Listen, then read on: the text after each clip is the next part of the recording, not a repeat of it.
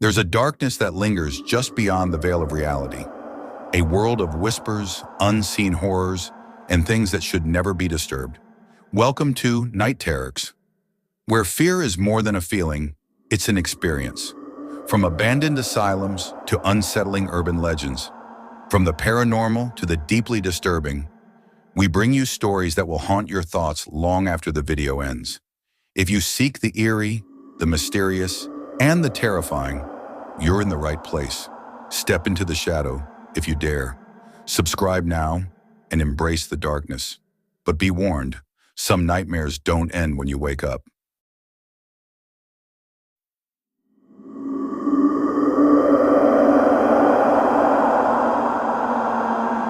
Oliver had always drawn the strangest of friends, a subtle magnetism for the uncanny that left his parents both bewildered and uneasy. Our move, necessitated by my husband's reassignment, thrust him into a new school where shadows lurked behind every smile. At first, he was his usual bright, effervescent self, his laughter filling the sunlit corridors and turning every recess into a stage for playful antics. Yet, beneath that familiar warmth, there lay an inexplicable pull toward the strange, a quiet premonition of the dark events to come. One seemingly ordinary afternoon, a call from the school shattered the calm. The principal's voice, muffled and grave, requested that I come immediately. As I walked alongside a silent, withdrawn Oliver, every creak of the old floorboards seemed to echo ominous warnings. Inside the principal's austere office, a chill settled over me as I learned that after recess, Oliver had been seen alone with a classmate named Damien. Out of nowhere, my gentle boy had produced an eraser from his pocket and struck Damien on the head. The principal's explanation was vague, leaving me with a gnawing certainty that something far darker was unfolding beneath the surface. That night, seeking answers and desperate for reassurance, I contacted Veronica, Damien's mother. Over a glass of wine in her quaint old house, her warm demeanor gave way to furtive glances and whispered confessions. She detailed Damien's troubled past, admitting that he often behaved as if possessed, his mood shifting between charm and chilling menace. Veronica confided that doctors had even spoken of multiple personalities, a revelation that sent shivers racing down my spine. Determined to mend the fraying bonds between our sons, we arranged a sleepover. The house seemed to transform that night as shadows deepened and every creak of the floor or whisper of the wind hinted at hidden terrors. In the basement, where the boys had set up 2 air mattresses side by side, an inexplicable chill permeated the room. The only light came from a flickering glow that danced along the walls, eerily reminiscent of a candle's flame. As midnight drew near, Oliver lay awake, his heart pounding. From the slightly ajar bathroom door, a ghostly luminescence seeped out, and a soft, almost imperceptible sound drifted into the room. At first, he assumed Damien might be on a clandestine phone call, but as the whispers grew, they morphed into a distorted, otherworldly voice claiming the name Mr. Jim. The words, spoken in a language that twisted the air with sinister cadence, sent terror coursing through his veins. Frozen in fear, Oliver pretended to sleep, every nerve alight with the dread of what he was hearing. Morning brought no relief, only the lingering terror reflected in Oliver's eyes. When I pressed him for answers, he hesitated, as if imprisoned in a nightmare too profound for words. Later, a trembling phone call from Veronica deepened the mystery. In a rushed confession, she revealed that Damien's unsettling behavior ran far deeper than mere mischief His episodes had escalated, culminating in a violent outburst that led to his expulsion. Before I could press further, Veronica pleaded with me not to alert the school, hinting at secrets best left buried. Yet the truth had already infiltrated our lives like a dark stain.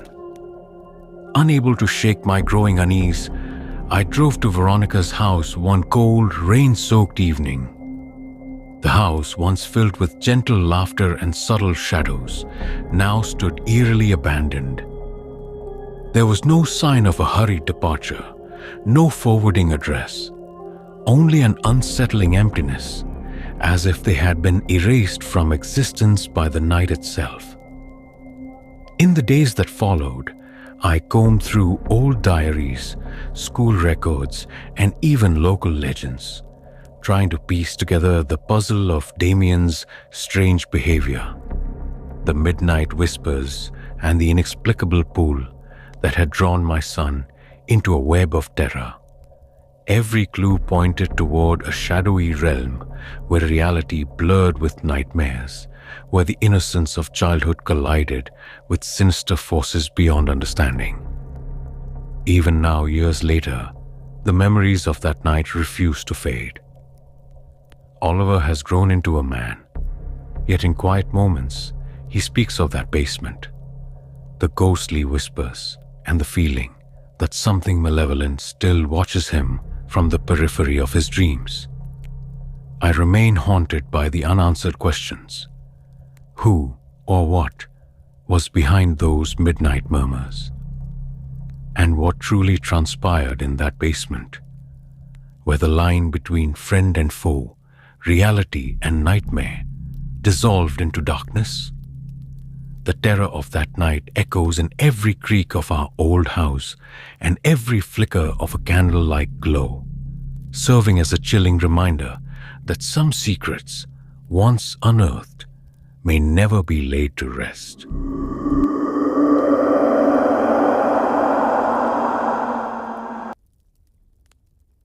I grew up in a Southern Baptist household where ghosts were dismissed, but demons were an undeniable, lurking terror. A belief so deeply ingrained that denying their existence was tantamount to denying Scripture itself. Carolyn, however, was a paradox.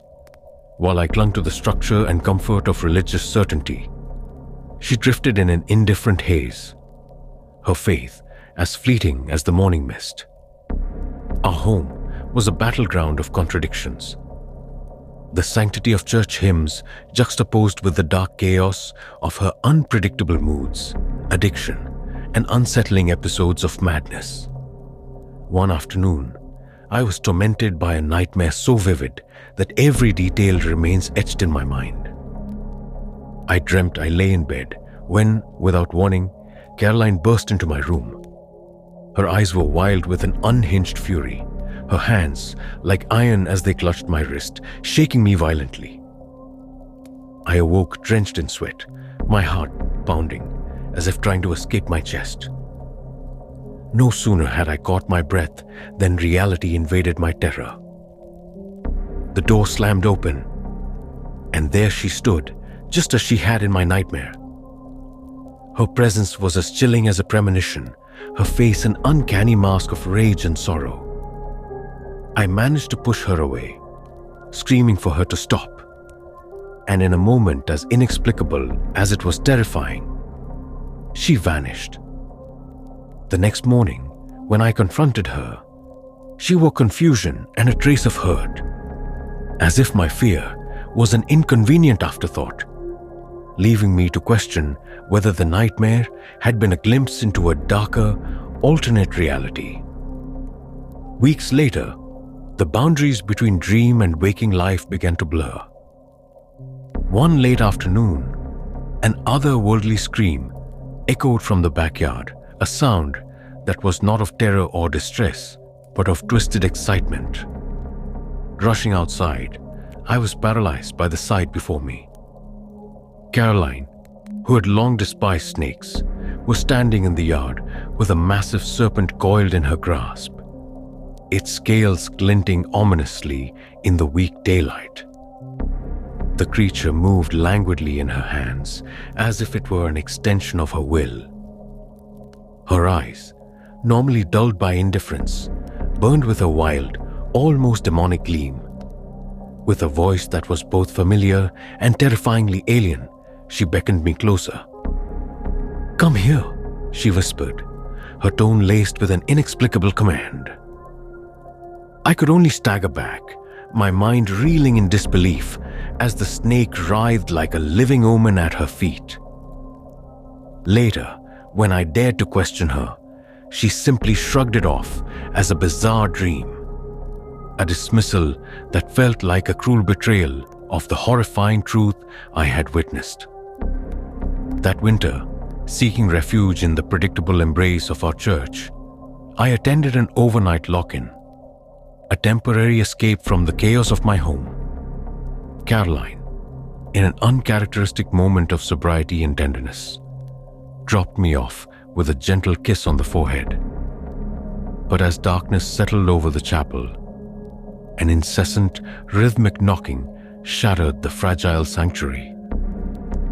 The sound was impossible, circling the building, emanating from every corner, as if a spectral hand were tapping out a Morse code of doom. With Pastor Raymond slumbering in his office, I raced to rouse him. The moment he stepped into the chapel, the disturbing knocking ceased, replaced by a heavy silence that seemed to pulsate with dread. Then, as if summoned by that silence, the front doors burst open to reveal Caroline.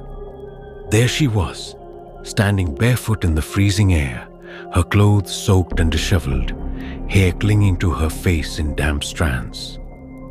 Her lips moved silently, uttering words I could not decipher, while her eyes fixed on mine with an unsettling, deliberate intensity. A slow, eerie smile began to stretch across her face, a smile that hinted at secrets too monstrous to fathom. The pastor tried to restrain me, whispering for me to stay, but I felt an irresistible pull, a dreadful inevitability that forced me to follow her. Reluctantly, I climbed into the car, my mind numb with terror, as the journey home was mired in a silence so heavy it nearly suffocated me. At home, the scene was no less disturbing. Caroline stood in the doorway as I retreated to my room, her gaze lingering on me with a quiet, unnerving persistence. I locked my door and lay awake for hours, haunted by every creak, every whisper of wind that reminded me of that night. The next morning, she was in the kitchen, preparing breakfast as if nothing had transpired, a picture of normalcy that mocked my shattered sense of reality. When I pressed her about the night's events, the knocking at the chapel, the spectral drive home, she dismissed it with a vacant shrug, insisting I had imagined it all. The pastor and the church elders offered no explanation, their silence complicit in the mystery, leaving me to wonder whether I had witnessed a supernatural possession or a fracture in the very fabric of our existence. Decades have passed, yet the echoes of those nights continue to haunt me. I search for rational explanations, mental illness, withdrawal, the twisted interplay of memory and fear, but no theory can fully account for the precise, horrifying details, the memory lapses, the eerie transformation in Caroline's behavior, the inexplicable presence that seemed to claim her in the dead of night. Each recollection sends a shudder through me, a reminder that some secrets, once unearthed, are destined to linger in the shadows of your soul forever. Even now, as I lie awake in the darkness, I question whether the demons of my past were ever truly imagined, or if they were real, lurking just beneath the surface, waiting for the moment when the line between the natural and the supernatural dissolves entirely.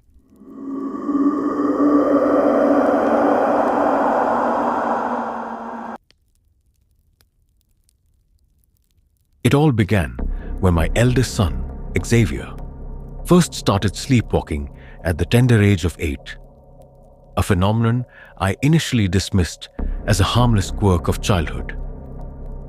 In the still hours of the night, I would awaken to the soft, rhythmic tapping echoing down the darkened corridor. There, in the faint glow of the hallway light, Xavier stood as if in a trance, his small frame motionless yet marked by an unsettling urgency. His eyes, wide and vacant, seemed to stare past me, into a realm where shadows whispered secrets no one should hear. I would murmur his name softly and gently guide him back to bed.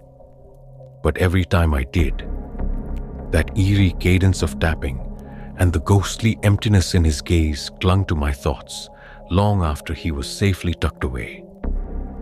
As time wore on, the phenomenon grew even more unnerving.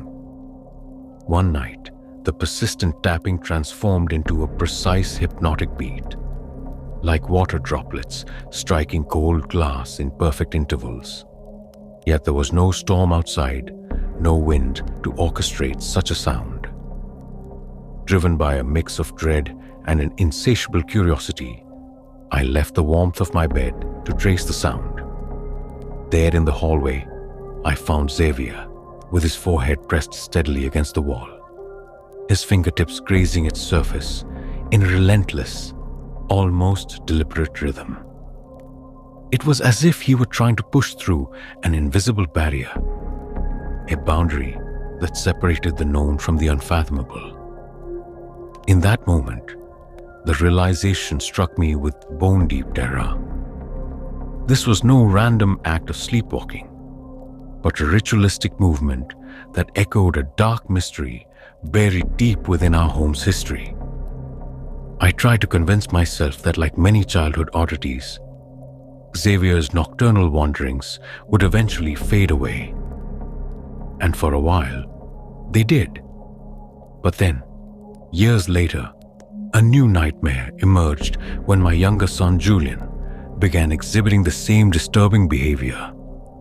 Night after night, Julian would pace the silent corridors with the same measured, almost mechanical precision, his small body shifting from foot to foot as if caught in a relentless trance. I watched in growing horror as he too pressed his forehead against the wall in that identical, inhuman manner. It was not just the sleepwalking itself that terrified me. It was the unmistakable echo of an act he should never have known, an act that was inexplicably connected to Xavier's past wanderings, despite the two having never shared such a vision.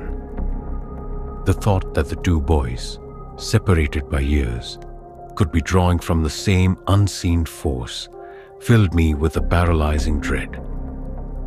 It was as though a malignant presence had seeped into our home, a spectral puppeteer orchestrating their every nocturnal step.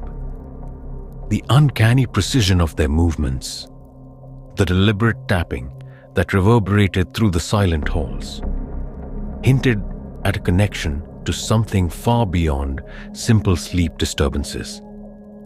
It was as if both Xavier and Julian were being drawn inexorably toward a secret, a hidden force tethered to the very walls of our aging house. That secret revealed itself in a way I could have never anticipated.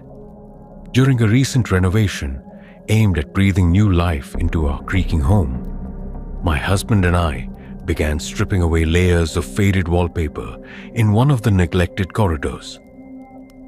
Beneath the peeling layers, we discovered an antique mirror, its ornate frame obscured by decades of dust and a thick, deliberate covering. My pulse quickened as I realized the mirror was positioned exactly where both Xavier and Julian had, on separate, inexplicable nights, collided with the wall. The glass, dulled by time yet disturbingly clear, seemed to shimmer with a dark luminescence, a silent witness to the strange rituals of my sons. In that moment, Every horrifying detail coalesced into a single, chilling possibility. The mirror had been concealed for a reason, perhaps as a barrier against a malignant force that had long haunted our home. Even now, with the mirror removed and the sleepwalking episodes confined to the past, the memory of those nights remains a relentless specter. I lie awake in the darkness, haunted by the thought that the malignant presence once tethered to that mirror still lingers in the forgotten corners of our house, waiting for the precise moment when the barrier between the living and the unseen might dissolve entirely. The echoes of Xavier's and Julian's tapping still reverberate in my mind, a constant reminder that some secrets, no matter how deeply buried, are destined to rise again, cloaked in shadows and whispered in the silence of the night.